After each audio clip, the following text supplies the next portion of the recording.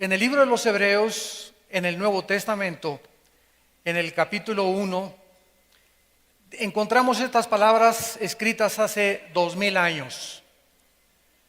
Dios, habiendo hablado muchas veces y de muchas maneras en otro tiempo a los padres por los profetas, en estos postreros días nos ha hablado por el Hijo, a quien constituyó heredero de todo y por quien asimismo hizo el universo, el cual, siendo el resplandor de su gloria y la imagen misma de su sustancia, y quien sustenta todas las cosas con la palabra de su poder, habiendo efectuado la purificación de nuestros pecados por medio de sí mismo, se sentó a la diestra de la majestad en las alturas.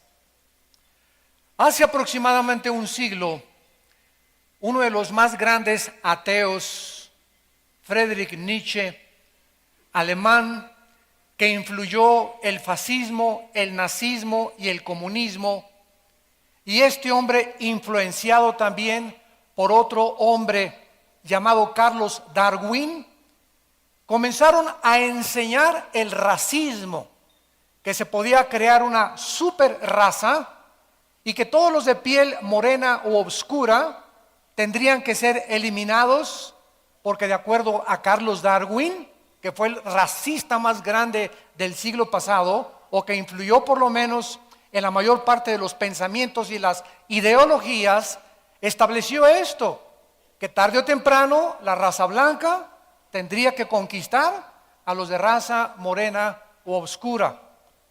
Este hombre, Friedrich Nietzsche, acentuó en uno de sus libros que el perdón, la humildad y la mansedumbre eran virtudes de los hombres débiles, que no se podía dentro del ateísmo tolerar estas virtudes porque Jesucristo había perdido la batalla al dejarse haber crucificado. Es interesante que todo el siglo XX se caracterizó por el más grande número de ateos de toda la historia, porque antes del siglo XX los más grandes físicos matemáticos, astrofísicos como Isaac Newton, que estableció las leyes de la gravitación, Blaise Pascal, Louis Pasteur, Faraday, eran cristianos y escribieron libros de comentarios acerca de cómo ellos habían encontrado al Hijo de Dios. Pero el siglo XX se caracterizó por una tecnología insuperable, por avances científicos como jamás en 18 siglos se habían alcanzado, y ensoberbeció al ser humano, y las influencias y las ideologías ateas permearon todas las universidades, no solamente de Europa, sino de Estados Unidos. Por ejemplo, en Estados Unidos, la Universidad de Harvard, Princeton y Yale fueron fundadas por pastores para entrenar a pastores y misioneros. Y ahora son los estandartes y los iconos más grandes del ateísmo, de la pornografía, de todo aquello que es anticristiano y antisemitismo. Es interesante que hace algunas semanas se juntaron la mayor parte de todos los presidentes del mundo para poder celebrar y enterrar a un hombre en Sudáfrica llamado Nelson Mandela. ¿Qué fue lo que caracterizó a este hombre, que es el único del siglo XX que ha destacado? Desde tiempos de Abraham Lincoln, de Winston Churchill y de los grandes políticos y estadistas, nunca había habido un hombre que hubiera impactado tanto al mundo, porque este hombre aprendió la virtud que Jesucristo nos vino a enseñar, que fue perdonar, que es el testimonio que ustedes acaban de escuchar. Lo contrario, la antítesis de las tesis de Nietzsche son las que encontramos en la Biblia. Y todos nosotros tenemos como seres humanos la oportunidad de poder escoger en la vida amargarnos, guardar el resentimiento, odiar o simplemente perdonar y dejar libres a las personas que nos han lastimado y que nos han hecho daño. Y esto es lo que Jesucristo nos vino a enseñar cuando en una cruz, antes de morir, después de haber sanado, echado demonios, habiendo hecho tantos bienes a la humanidad, moría solo, abandonado en la cruz, con su madre, 2 mujeres y un solo apóstol, Juan, diciendo antes de morir: Padre, perdónalos, porque no saben lo que están haciendo. Este es el testimonio del hombre más grande de toda la historia. Es tan grande el impacto de Cristo que dividió la historia.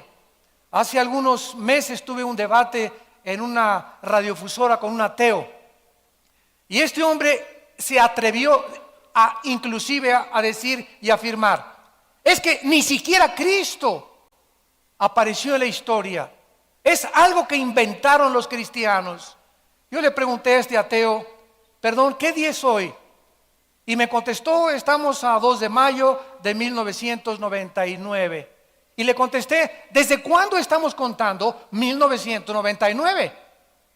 Y comenzó a dar de vueltas con su cabeza y dijo, casi tosiendo y de una forma avergonzada, casi rojo: desde que Cristo nació. Entonces le dije: ¿cómo es posible que usted, sabiendo que la misma historia se cuenta antes y después de Cristo, pueda usted atreverse a negar la existencia de este hombre que dividió la historia? Ni Buda, ni Mahoma, ni Hare Krishna, ni Zoroastro, ni ningún líder que usted me pueda mencionar ha impactado a la humanidad como el Hijo de Dios. Además, es tan grande la vida de Cristo que no solamente dividió la historia, damas y caballeros, sino que ahorita, en esta época que estamos viviendo, que se llama la natividad porque viene del latín de nacer, estamos celebrando el nacimiento del Hijo de Dios. Y aunque sabemos los cristianos que Cristo no nació el 24 de diciembre, Cristo nació en el mes de Tishri, que corresponde al mes de septiembre de nuestro calendario solar. Pero aun cuando no haya nacido el 24, se aprovecha para poder dar testimonio, donde comienza un espíritu de melancolía entre todos los seres del mundo, de este planeta, y comenzamos a ofrecernos regalos. ¿De dónde viene esta inspiración? De comenzar ahora a sentir regalarnos algo. De tal manera amó Dios al mundo que dio a su Hijo unigénito. El regalo más grande que Dios nos ha dado fue Jesucristo. Y desde hace 2000 años a nuestros días, nosotros celebramos la Navidad regalándonos algo, porque viene del regalo que Dios nos dio en la persona de su Hijo Jesucristo. Hasta los ateos tienen la cena de Navidad en esta época. Y nos damos cuenta que no solamente Cristo es el divisor de la historia, y también se celebra su nacimiento, porque si yo te pregunto, ¿tú sabes cuándo nació Buda? ¿Cuándo nació Mahoma? ¿Cuándo se celebra el cumpleaños de Mahatma Gandhi? ¿O cuándo se celebra el cumpleaños del Maharaji Hashi Kachimakakachi? ¿O cuándo se celebran los cumpleaños de todos estos supuestos, o del Dalai Lama, líderes religiosos? Nadie sabe. Pero es precisamente el cumpleaños del Hijo de Dios el cual reúne a más de las casi 199 naciones que forman el planeta Tierra actualmente. Comenzamos nosotros a celebrar, a dejar de trabajar, y se da vacaciones a todo el mundo. Pero también celebramos su muerte y resurrección en la famosa Semana Santa. Todo el mundo deja de trabajar, los ateos también dejan de trabajar, los ateos empresarios les dan a sus trabajadores vacaciones, porque en Semana Santa celebramos la muerte del Hijo de Dios. Qué impactante es poder descubrir la vida de Cristo, no en el Código Da Vinci, no en las películas, no en las historietas que llenan las bibliotecas en miles de volúmenes en el mundo, sino que hay un libro, y es el único libro en el cual podemos nosotros verdaderamente descubrir la vida de Jesucristo, porque fuera de la Biblia cualquier información que tú tengas de la persona de Dios o de Jesucristo es una deformación de su carácter. Solo las Sagradas Escrituras nos revelan verdaderamente quién fue el Hijo de Dios. Y veamos en primer lugar que Cristo es la única persona en la historia, independientemente de lo que ya hemos mencionado, que antes de que Él naciera, siglos antes de que Él naciera, se profetizó no solamente el lugar donde iba a nacer, quién sería su madre, cómo sería su vida y su ministerio, su rechazo, su muerte y su resurrección. Hace algunos años murió también un gran ateo, astrónomo, astrofísico llamado Carlos Sagan. Carlos Sagan, antes de morir, dijo estas palabras: yo no creo en Dios porque no nos dejó evidencias de que Él existía. Si algún día se me hubiera aparecido un ángel o algún día hubiera tenido una experiencia mística sobrenatural, yo hubiera creído en Dios. Y le dijo a su familia antes de morir: no hay ningún propósito para vivir en la vida. Muero en la total desesperanza y angustia, porque el único propósito se encuentra el que le podamos dar nosotros a nuestra propia vida. Qué triste que Carlos Sagan nunca haya oído a un antecesor de él llamado Blaise Pascal, que también fue un gran físico matemático. Un día, teniendo un debate con un ateo, Blaise Pascal le comenzó a tratar de dar evidencias al ateo de que Dios existía. Y Blaise Pascal le dijo: el diseño y el orden del universo cuentan la gloria y la obra de un ser sobrenatural. El universo está perfectamente bien afinado. La rotación de la Tierra sobre su eje de 23 grados y medio, las vueltas de la Tierra alrededor del Sol, las órbitas elípticas y las órbitas de los planetas, y quién está deteniendo que se estrellen galaxias contra otras galaxias, que de acuerdo a Newton es la ley de la gravitación que existe en el universo.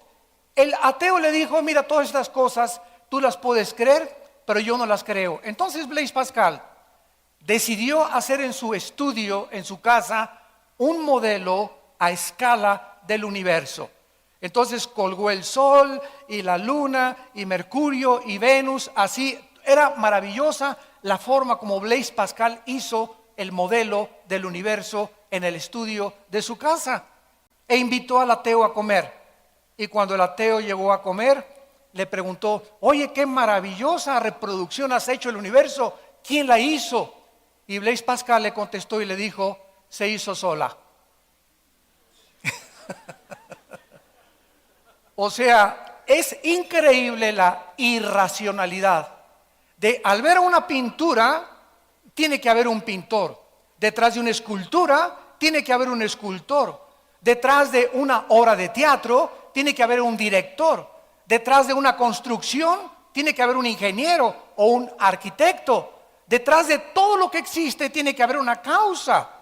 Es imposible filosófica y racionalmente llegar a concluir Dios no existe porque no hay evidencias de su existencia, cuando estamos rodeados de un universo que nos muestra la obra de un supremo creador y legislador de la moral.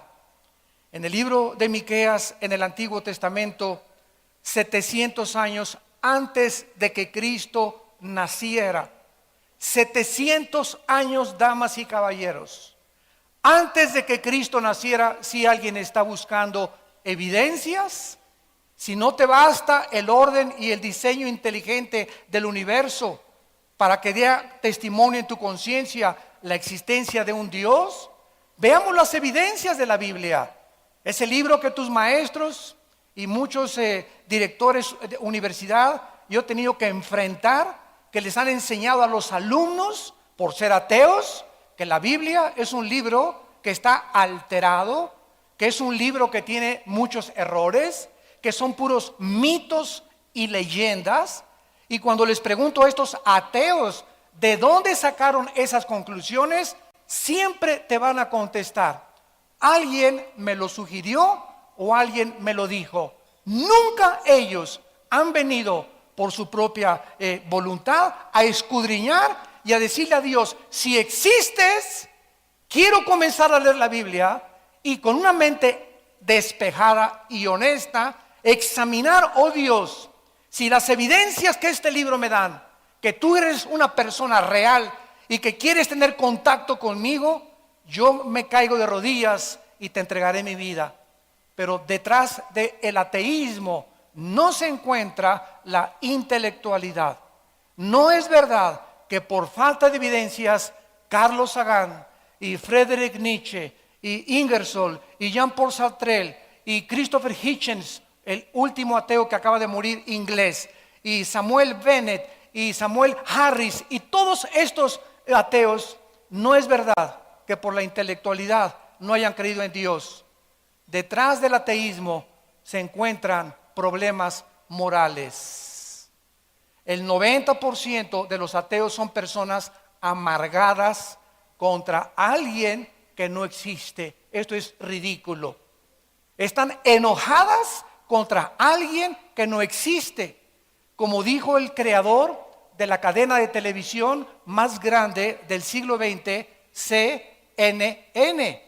Ted Turner, el dueño, se murió su hermana de 17 años de cáncer. Él iba a una iglesia bautista y oró para que Dios la sanara. Ella no se sanó y se murió, y él dijo: Dios no existe. Y durante toda su vida vivió amargado y se volvió un ateo, y sigue profesando ser ateo porque acaba de escribir los 10 mandamientos de Ted Turner. Y así vemos que detrás de todas estas falsas ideologías se encuentran la sensibilidad y las emociones de hombres que han sido afectados y que no han podido explicar, y escondiéndose detrás de un intelecto totalmente falso. Cuando venimos a la Biblia, dice en Miqueas 5, versículo 2, hablando 700 años antes de que Cristo naciera, ¿dónde iba a nacer Jesucristo? Pero tú, Belén Éfrata, pequeña para estar entre las familias de Judá, de ti me saldrá el que será Señor en Israel, y sus salidas son desde el principio, desde los días de la eternidad. 2 profecías encontramos aquí. Una, Cristo nacería en una aldea llamada Belén de Éfrata. La palabra Belén significa en el hebreo la casa del pan. En otras palabras, el Mesías, el Salvador, el que vendría a alimentar nuestra vida, nacería donde se produce el pan, porque a él se le llamó el pan de vida. Y vemos también que en este versículo Cristo es retratado como eterno. Sus salidas son desde el principio. Cuando Dios hizo los cielos y la tierra, Cristo existía con el Padre. Cuando nació en Belén, simplemente tomó un cuerpo humano, pero él ya existía con anterioridad. En segundo lugar, en Isaías capítulo 7, versículo 14, se describe hace 750 años quién sería su mamá. Oye, jamás se dijo dónde iban a ser Buda, jamás se dijo dónde iban a ser Zoroastro, jamás hay un escrito que diga dónde iban a ser Mahoma, mucho menos quiénes iban a ser sus padres, mucho menos los detalles, con los siglos de anticipación que la Biblia pudo escribir y profetizar la vida futura del Hijo de Dios. Dice Isaías 7:14, por tanto el Señor mismo les dará señal. He aquí que la Virgen concebirá y darás a luz un hijo y llamarás su nombre Emmanuel. La palabra Emmanuel significa Dios con nosotros. Damas y caballeros, ¿cómo es posible que una virgen pueda parir? Si es virgen es porque no ha tenido relaciones, esto es normal. Entonces aquí había una aparente contradicción. ¿Cómo puede una virgen ser embarazada? En ese momento ya no es virgen. Entonces aquí está diciendo que la virgen iba a parir a un niño. Cuando nosotros estudiamos la genética, descubrimos que en 1860 Gregorio Mendel por primera vez descubre las leyes de la herencia. No fue hasta 1954, años después, que el doctor Crick descubre en Estados Unidos, él comienza a descifrar el ADN, el código genético que tenemos en cada una de las billones de células de nuestro cuerpo. En otras palabras, para los que no tengan mucha información, tenemos billones de células. Simplemente en el cerebro tenemos más de 25,000 millones de neuronas.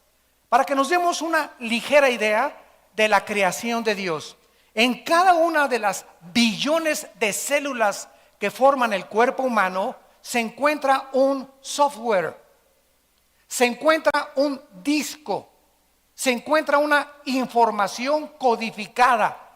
Y en cada célula de nuestro cuerpo, en el ADN, se encuentra toda la información de cómo eres tú y de cómo soy yo. El color de pelo, la estatura, color de piel, tu hígado, tu estómago, todo está codificado ahí dentro de cada una de las células. La Biblia dice que todos nosotros, Romanos 5:12, fuimos infectados desde hace 2000 años por una enfermedad que William Shakespeare le llamó el defecto trágico. Carlos Marx le llamó la lucha de clases. Sigmund Freud, el medio ambiente y la sexualidad infantil. La Biblia le llama pecado. Este pecado, esta maldad con la cual tú y con la cual yo nacimos, viene de herencia.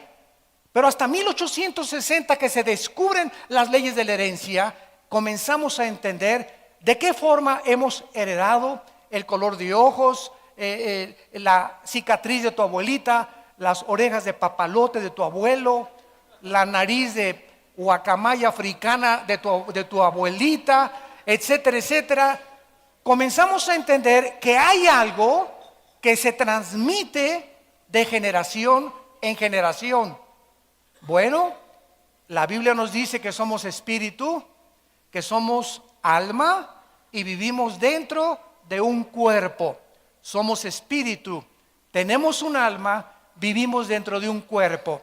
Si nosotros hemos heredado características físicas y hasta emocionales, porque muchos dicen tiene el carácter de la abuela, tiene el carácter del papá, hemos heredado cualidades físicas y emocionales. La Biblia dice que si somos espíritu, hemos heredado también algo espiritual que ningún libro en los billones de volúmenes de literatura que existen en las bibliotecas, ningún libro más que la Biblia nos revela que el ser humano nació infectado con una enfermedad espiritual que se llama pecado. ¿Qué es el pecado? Esa maldad que un niño de un año y medio comienza a manifestar cuando se convierte en el dictador más grande de su casa. Cuando un niño de 2 años no lo enseñas a hacer berrinches, lo enseñamos a portarse bien, pero a nadie le enseña a nadie portarse mal, porque la maldad nació con nosotros en el corazón. Entonces, esta maravillosa revelación de la Biblia nos muestra que cuando María y José estaban comprometidos, no podían los dos tener relaciones sexuales, independientemente de porque no estaban casados. Si José, escúchenme con mucha atención, esto fue escrito hace 2000 años, señores médicos y genetistas. Si José hubiera tenido relaciones sexuales con María, Cristo no hubiera podido nacer sin pecado. Y Dios tenía que tomar un cuerpo humano, pero al mismo tiempo identificarse con la raza humana, porque el pecado está en nosotros, pero al mismo tiempo Dios tenía que ser Dios en la carne. ¿Qué sucedió cuando nació María y José? Que Dios cambió completamente la genética de los seres humanos. Dice el Evangelio de Mateo, capítulo 1, versículo 18.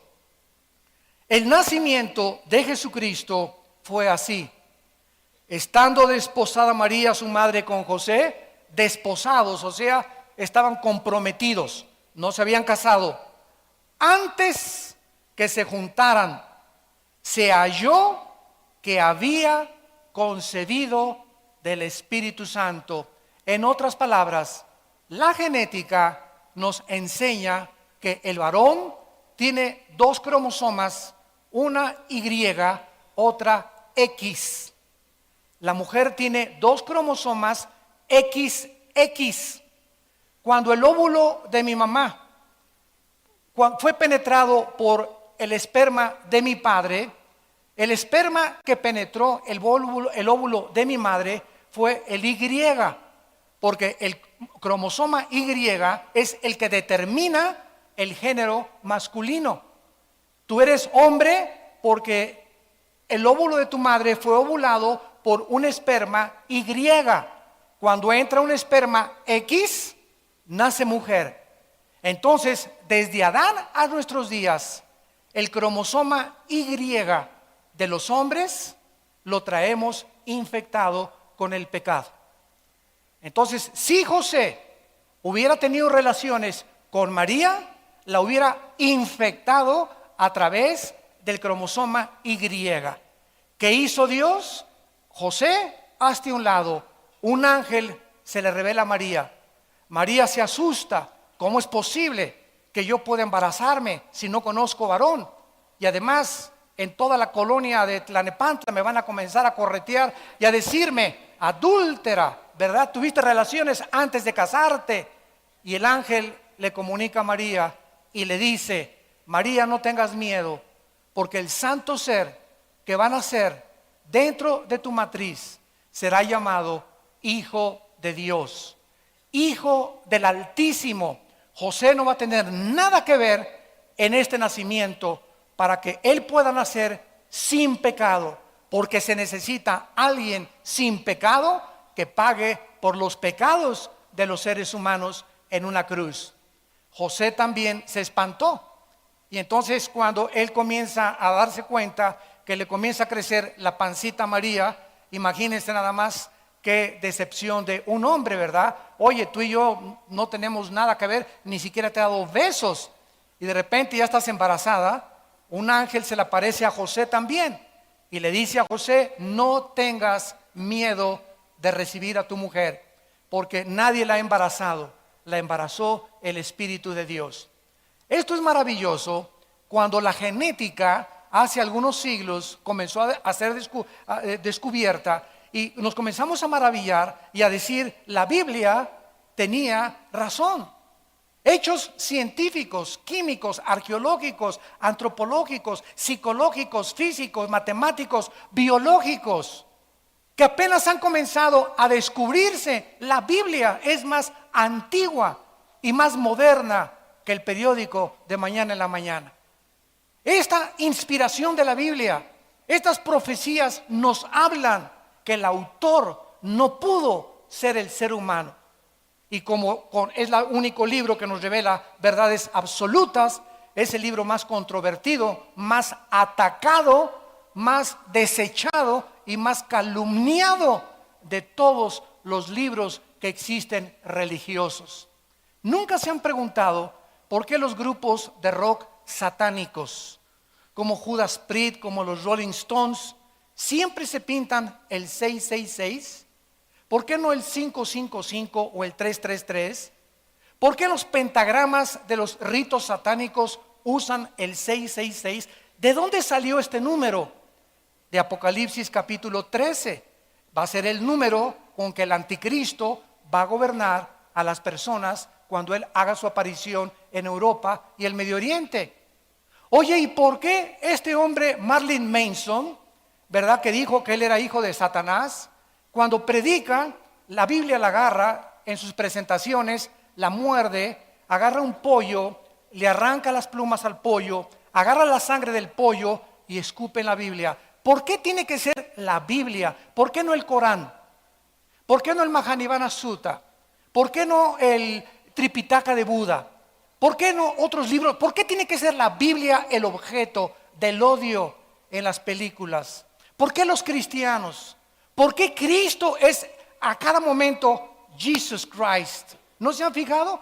Todo mundo, hasta los ateos en Estados Unidos y en Europa, cuando algo pasa, Jesus, o oh my God, oh mi Dios. Oye, pero si tú eres ateo.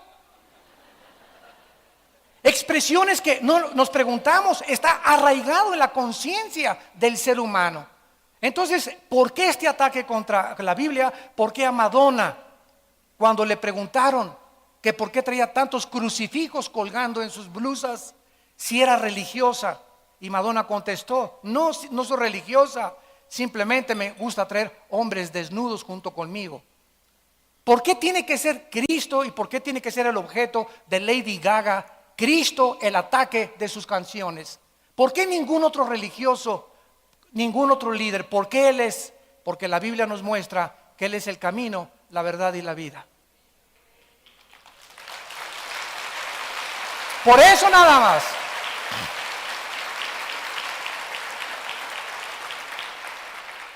Cristo entra al mundo sobrenaturalmente a través del nacimiento de una virgen. Vemos también que al comenzar a crecer Cristo a los 12 años, Lucas capítulo 2, asombra a los sabios y teólogos de su época. Esto hace a un lado la supuesta mitología de que Cristo aprendió su sabiduría de los esenios o de los egipcios. Él a los 12 años ya comienza a confundir la sabiduría de los seres humanos. Cristo hasta los 30 años trabaja como carpintero con su padre José. Y exactamente a los 30 años de edad, esto es maravilloso también, vamos a ver por qué a los 30. A los 30 años de edad, Cristo llega al río Jordán. Y su primo hermano, hijo de Elizabeth, la media hermana de la Virgen María, estaba bautizando. Porque 6 meses antes de que Cristo hiciera su aparición al mundo, Juan el Bautista fue enviado para preparar el camino de su primo hermano Jesucristo. Entonces, al estar bautizando Juan el Bautista en el río Jordán, Cristo se acerca y le dice a Juan, bautízame. Juan le dice, ¿cómo es posible? Pero si lo reconoce inmediatamente, tú eres el Mesías. ¿Cómo te voy a bautizar si no hay pecado en ti? Cristo le contesta, hazlo para que toda justicia se pueda cumplir. En otras palabras, la muerte de Cristo no solamente era para pagar nuestros pecados, sino que la vida de Cristo tenía que ser una vida justa también. Fue su justicia y su muerte en la cruz las dos cosas necesarias para que tú y yo fuéramos perdonados de nuestros pecados. En el Antiguo Testamento, cuando los familiares de alguna persona que pecaba traían un cordero al sacerdote, el sacerdote examinaba el cordero, examinaba el chivo, examinaba el becerro y no tenía que tener defecto. El sacrificio no podía tener la pata quebrada, ni manco, ni tuerto, ni con lepra, ni con sarna. Tenía que ser limpio. Y cuando el sacerdote lo examinaba, lo ponían en el altar y lo sacrificaban para cubrir los pecados, no para perdonar los pecados. Cuando Cristo llega a la cruz, tenía que ser examinado por su Padre. Y al llegar a la cruz, Él tenía que ser el sacrificio limpio, sin defecto, sin pecado. Porque Dios es un Dios santo y justo, y Él odia y abomina el pecado en nuestras vidas. Entonces Cristo tenía que llegar a la cruz con una justicia absolutamente impecable. Juan el Bautista, al bautizar a Cristo, levanta el dedo y enfrente de toda la gente dice estas palabras: he aquí el Cordero de Dios que quita el pecado del mundo. Todos estos judíos inmediatamente voltearon sus ojos hacia la Torá, hacia el Antiguo Testamento, donde el Cordero era, y no entendían el símbolo de aquel Cordero perfecto de Dios que limpiaría con su sangre nuestros pecados.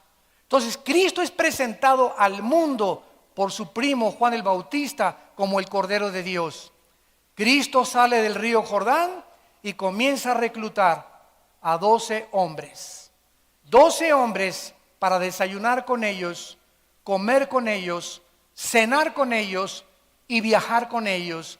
Y en 3 años y medio transmitirles a ellos los secretos del mundo espiritual que los apóstoles, cuando muere Cristo y asciende al cielo, escriben la Biblia, el Nuevo Testamento, y nos dejan el Nuevo Testamento escrito por los apóstoles que vivieron con Cristo desde el bautismo hasta su ascensión, como una regla, como un parámetro para que supiéramos nosotros cómo ser esposo, cómo educar a nuestros hijos, cómo administrar mi empresa, cómo controlar mis finanzas, cómo gobernar civilmente, cómo ser presidente, cómo ser gobernador. Aquí se encuentra en la Biblia los secretos de la vida espiritual. Y si tú eres una persona que tienes un doctorado en ciencias políticas, o eres un gran político, o eres un gran empresario como Ted Turner, que has subido al éxito del dinero y de la fama y no tienes a Cristo en tu vida, dice la Biblia, eres una pobre criatura, desventurada, ciega y desnuda delante de Dios. Naciste en las tinieblas, nunca conociste las tinieblas y regresarás a las tinieblas. Y cuando te entierren, ni tu perro te va a ladrar. Qué triste es cuando nosotros creemos que en la corta vida que tenemos, 50, 60, 70, los más robustos, 80, 85 años de edad, qué triste es pasar por la vida y lo único que anhelaste fue hacer dinero, hacerte un hombre, que la gente te aplaudiera, te reconociera. ¿Por qué reconoció el mundo a Nelson Mandela? No solamente este hombre perdonó, sino que todos los grandes psicólogos han coincidido, de acuerdo a la Asociación de Psiquiatría Americana en Los Ángeles, esto me impactó muchísimo, han reconocido que este hombre ha sido de los hombres más humildes del siglo XX. ¿Qué pasó con este hombre que con esa humildad y ese perdón hizo reunir a todo el mundo alrededor de su muerte? Cuando estuvo en la cárcel, los 27 años que Nelson Mandela estuvo en la cárcel, un hijo de un guardia de la prisión le comenzó a Mandela a leer la Biblia. Y todos los días le leía un salmo de los salmos de David. Y cuando Mandela comenzó a estudiar la vida de Jesucristo, él comenzó a descubrir que la grandeza del humano no se encontraba en que nos sirvieran, sino en que aquel que dijo, he venido para servirlos, y el mayor entre ustedes no es el que es servido, sino el que sirve a los demás. Virtudes que chocan con el carácter del ser humano en el siglo XXI. Ahora todos los seres humanos, ¿verdad? Queremos, a ver, tráeme esto, y por acá, y por allá, y traer guaruras, y traer por acá, y que la gente, y siempre que tienes gente a tu alrededor te sientes grande, manejas así ni volteas a ver en tu Lamborghini, ¿verdad? Y tenemos unas ínfulas que son ridículas de soberbia que no pueden caber en la grandeza de un hombre verdadero delante de Dios. Y gracias a Dios tal vez ha sido uno de los últimos hombres que han personificado la humildad y el perdón, para que aprendamos cómo el mismo mundo que se levantó en el ateísmo en el siglo XX se inclina y reconoce y honra a los que perdonan y a los que son humildes de corazón, porque esa honra viene del cielo y no de los hombres. Finalmente Cristo demuestra su poder mientras está en este planeta, contra los vientos, el agua y el mar, contra las enfermedades, contra los demonios, contra la vida y contra la muerte. Levanta a Lázaro de entre los muertos. Un hombre que tenía 3 días de muerto ya, hedía, apestaba Lázaro ya. Y cuando en el capítulo 11 del Evangelio de Juan, Cristo ante toda la multitud grita: Lázaro, ven fuera. Lázaro, todo vendado, sale de la tumba y comienza a decirles a los discípulos: quítenles las vendas. Ese día que los fariseos vieron el milagro en el capítulo 11 del Evangelio de Juan, el mismo día que él resucita a Lázaro, planean asesinarlo. Demostrándonos la Biblia que los milagros, escúcheme con mucha atención, los milagros a nadie van a convertir. Porque la fe no es por el ver, la fe es por el oír la palabra de Dios. Yo he visto personas que me dicen: si veo ahorita un paralítico levantarse la silla de ruedas, me voy a convertir. No es cierto. Tus emociones van a ser alteradas, le contesto. Te vas a sorprender, vas a decir: esto realmente, si esto es sobrenatural, Dios existe. ¿Y cuánto tiempo te va a durar esas emociones? ¿Cuánto tiempo te vas a maravillar? A los 3-4 días vas a seguir en tu misma vida. Pero la palabra de Dios, la Biblia, que fue escogida por el Espíritu Santo para transformar nuestra vida interior, al entrar a tu espíritu, ella es la que te hace nacer de nuevo, no los milagros. Y Dios sigue haciendo milagros, y gracias a Dios por los milagros. Pero cuídense cuando ustedes siguen a los milagreros o a los supuestos sanadores para creer y confirmar que su fe va a ser fortalecida, porque la fe es fortalecida por la palabra de Dios. Es por el oír y no por ver. No es por vista ni por lo que experimentemos místicamente, sino por lo que la palabra de Dios dice claramente. Finalmente Cristo llega a la antesala de la muerte. Los que tengan su Biblia en Mateo capítulo 26, encontramos el huerto de Getsemaní. Cristo llega al huerto de Getsemaní, la antesala de su muerte. ¿Qué pasa en el huerto de Getsemaní? ¿Qué sucedió en el huerto de Getsemaní tan profundamente espiritual que hasta la fecha, 2000 años después, muy pocos teólogos han podido ponerse de acuerdo en el fenómeno que se llevó a cabo en el huerto de Getsemaní? Cristo se encuentra la víspera de su muerte. Escuchen, Él sabía la hora, el día, los minutos y los segundos y el año en que lo iban a capturar y en que iba a morir. Cristo era omnisciente, conocía todo con anticipación. Si no hubiera así, no hubiera celebrado la última cena. ¿Quién le dijo que era la última cena y que al otro día ya no iba a ver a sus discípulos más que cuando Él resucitara? Y en la última cena les dijo a los discípulos: este pan y este vino que estamos participando y comiendo ahorita, no lo volveremos a comer juntos hasta cuando venga mi reino. Prometiéndoles a los discípulos que esta vida iba a pasar y que nos vamos a juntar con Él, todos aquellos que hemos puesto nuestra fe en el Hijo de Dios, cuando resucitemos de entre los muertos. Entonces Cristo celebra la última cena sabiendo que en los pocos minutos, al salir de la cena, Judas Iscariote saldría con los fariseos y lo venderían por 30 miserables monedas de plata. Dice Mateo capítulo 26, versículo 36. Entonces llegó Jesús con ellos a un lugar que se llama Getsemaní.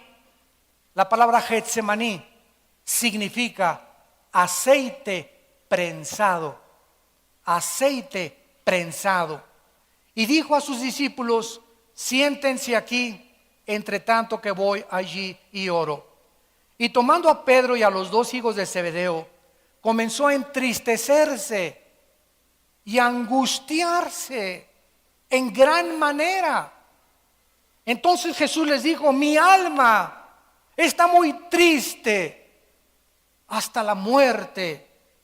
Quédense aquí y velen conmigo. Yendo un poco adelante, se postró sobre su rostro y orando dijo: Padre mío, si es posible, pasa de mí esta copa, pero no sea como yo quiero, sino como tú. Vemos nosotros en Getsemaní, en la antesala de la muerte, que se llevó a cabo un fenómeno médico tremendo que se llama hematohidrosis, en el idioma científico, hematohidrosis. La sangre comienza a salir de los poros del Hijo de Dios. Qué presión tan profunda él experimentó en esos momentos, espiritualmente hablando, desde luego, que hizo que la sangre, el corazón, bombeara con tal fuerza su sangre que se saliera a través de sus glándulas sudoríparas. El páncreas, de acuerdo a los médicos, promueve el aumento de las lisoginasas que se derraman en el torrente sanguíneo, diluyendo el cemento endotelial que produce el paso de la sangre a través de los capilares cuando se mezcla con el sudor. Es el sangrado hacia las glándulas sudoríparas. Aquí se establece, damas y caballeros, el principio más grande del Evangelio de Jesucristo. Padre, le dice Jesús a su Padre celestial, ¿no hay una manera diferente en la que los hombres sean salvados? ¿No les podrías decir cada quien siga su propia religión porque todas las religiones conducen a Dios, como dijo el gurú? ¿No es posible que cada quien se porte bien y al final todos nos vemos contigo, Padre Santo, al cambio que tú eres bueno y misericordioso? ¿No hay manera que mejor mandes a un arcángel o que te les aparezcas y les digas ¡bu! En la noche? Se van a condenar, hay un infierno, arrepiéntanse. ¿No hay otra manera? Y la respuesta en el cielo fue N-O, no. Sin derramamiento de sangre, Hebreos 9:22, no hay remisión de pecados. ¿Por qué? Porque antes de que se descubriera, escuchen esto, otro aspecto científico de la Biblia, antes de que se descubriera la circulación de la sangre, la Biblia en Levítico 17:11, hace aproximadamente 3500 años, decía estas palabras: la vida de la carne está en la sangre. Y la palabra vida en el hebreo es nepej, que se tradujo alma. La vida del cuerpo está en el alma. El alma se encuentra en la sangre. El alma tuya y mi alma se encuentra en la sangre. Es la sangre que Cristo derramó en la cruz. ¿Qué fue lo que Cristo derramó en la cruz? Su sangre. ¿Qué Cristo derramó en la cruz? Su vida, porque su vida estaba en la sangre. No podía haber una gota de sangre en el cuerpo de Cristo en la cruz. Tenía su vida que ser completamente vaciada. Cuando el centurión le atraviesa el costado a Cristo, dice el apóstol Juan, salió una gota de agua mezclada con sangre. De acuerdo a la cardiología moderna, los cardiólogos están de acuerdo en que él sufrió una rotura del pericardio. El pericardio es una bolsa que envuelve el corazón, y cuando el centurión le atraviesa el pericardio, sale una gota de agua con sangre, mostrándonos que ya cuando la sangre se mezcla con el agua que tenemos en el cuerpo, es una indicación de que no hay absolutamente ya más sangre en el cuerpo. Y la pregunta ahora es relevante: ¿de qué murió Cristo? A todos los teólogos y también por la televisión les hacemos la pregunta: ¿de qué murió Cristo? Me van a contestar: de asfixia. No, no murió de asfixia. Todos los crucificados, los romanos les golpeaban las rodillas para que se colgara el diafragma y murieran asfixiados, ayudándolos a morir más rápido. Pero a Cristo, cuando el centurión se acercó para romperle las piernas, estaba escrito en Éxodo que no le iban a romper ningún hueso. Entonces Cristo ya estaba muerto, pero el centurión, para asegurarse, le atravesó, dijo: por si las flies, ¿verdad? Le atravesamos el costado y vemos a ver si está muerto. La Biblia nos muestra claramente que la muerte de Cristo, clínicamente hablando, no fue por asfixia, no fue por desangramiento. En el Salmo 22, 1000 años antes de que Cristo muriera en la cruz, el rey David escribió las causas por las cuales Cristo iba a morir. Y dice el Salmo 22, Dios mío, ¿por qué me has desamparado? Mi corazón fue como la cera deshaciéndose dentro de mí. Cristo muere porque le explota el corazón de dolor moral. Cuando nuestros pecados fueron puestos sobre su cuerpo, el santo, el justo de Dios, no pudo soportar que en ese momento su padre le abandonara en la cruz. Por eso anticipó David diciendo, ¿por qué me has desamparado? Y Cristo gritó, lama, lama sabactani, que en arameo significa, ¿por qué me has desamparado? Algo misterioso pasó en la cruz. El Padre Santo se separa del Hijo cuando nuestros pecados son puestos en el Hijo. Y esos instantes, esos segundos de separación entre el Hijo y el Padre fue lo que hizo a Cristo exclamar en Getsemaní, oh Dios, por favor, si hay otra manera, pasa de mí esta copa. Él no tenía miedo a los clavos, no tenía miedo a los látigos romanos, no tenía miedo a la crucifixión y a las espinas de su cabeza. Lo que a Cristo lo angustió es que nunca en la eternidad antes había sido separado de su Padre.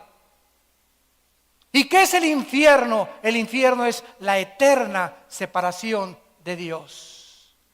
¿Por qué tú vives un infierno actualmente? Porque vives lejos de Dios.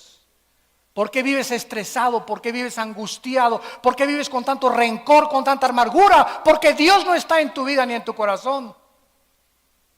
Y cuando tú clamas a Dios, oh Dios, ven a mi vida, entra, te necesito. Sin ti no puedo hacer nada. Es cuando una paz que sobrepasa el entendimiento guardará tus pensamientos y tu corazón en Cristo Jesús. Cristo es arrestado en el huerto de Getsemaní por Judas y los soldados y es llevado a la cruz. Lo acusan testigos falsos. Actualmente le llaman revolucionario a Cristo. Primer comunista, un iluminado de todos los que ha habido, maestro de moral, que tenía de amante a María Magdalena. Sin embargo, la Biblia nos muestra que Él es el principio de todas las cosas. Porque Dios, habiendo hablado muchas veces, de muchas formas, en otros tiempos, por los profetas, la última palabra de Dios a nosotros, de hace 2000 años para acá, es Jesucristo. Y Jesucristo nos dice, yo soy la resurrección y la vida, porque a los 3 días se levanta de entre los muertos. Se aparecen 2 ángeles que mueven la piedra. Llegan los discípulos y no encuentran el cuerpo de Cristo. Si tú vas ahorita, ahí está la tumba de Buda y la puedes visitar la tumba de Mahoma, puedes visitar la tumba de Mahatma Gandhi, de Nelson Mandela, de un papa, de una virgen, del que tú quieras, pero la tumba de Cristo está vacía. No vive, ya no está ahí. Él vive por los siglos de los siglos. Él vive.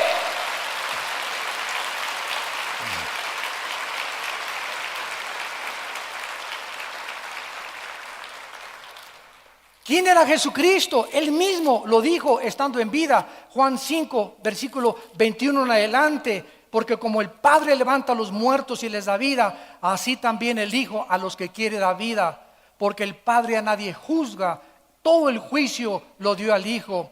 De cierto les digo, viene la hora, dice Jesús, cuando todos los muertos oirán la voz del Hijo de Dios.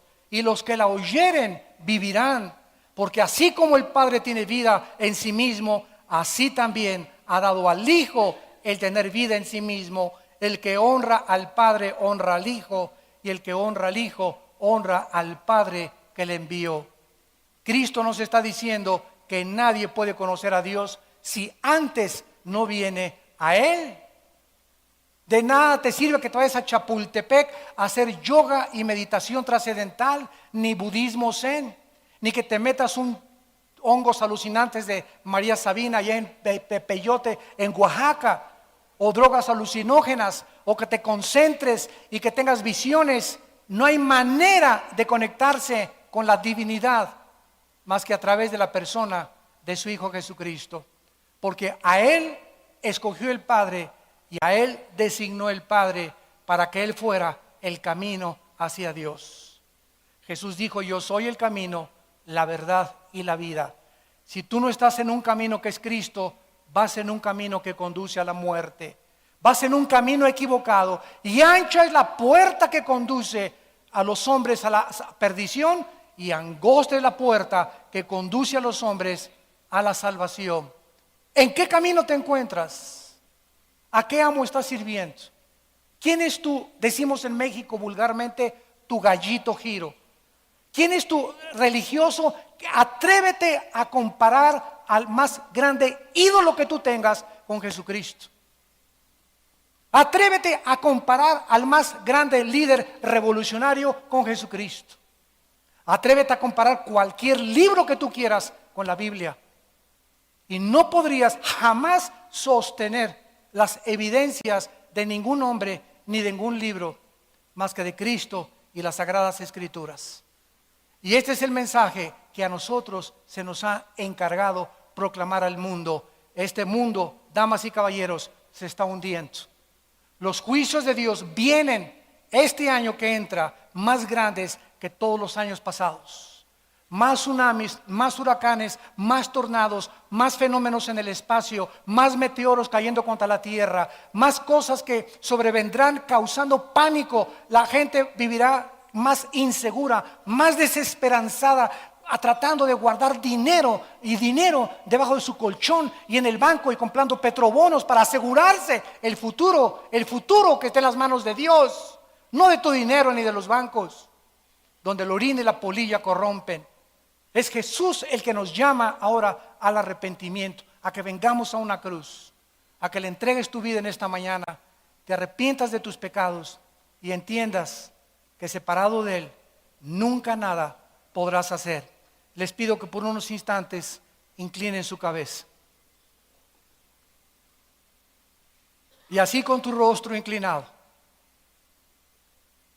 quiero decirte que esta mañana no es coincidencia ni accidente que hayas venido a esta conferencia, porque de tal manera te ama Dios que dio a su Hijo unigénito, para que si tú crees en Él, en este momento no te pierdas ni seas condenado al infierno, donde la llama nunca se apagará, sino que tengas la vida eterna.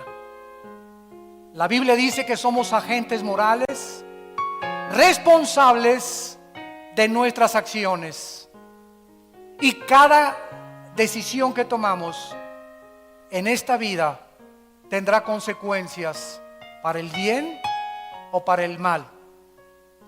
Asegúrate que de aquí en adelante las decisiones que tomes en tu vida estén guiadas por la Biblia, por el Espíritu de Dios, para que no tengas ya de qué lamentar tu pasado, y tu pasado sea limpiado en esta mañana con la sangre preciosa del Hijo de Dios. Invítalo a tu corazón diciéndole estas palabras con toda sinceridad: mi Señor y mi Dios, te pido perdón por mi vida, te pido perdón por mis pecados, porque mi vida te ha ofendido gravemente.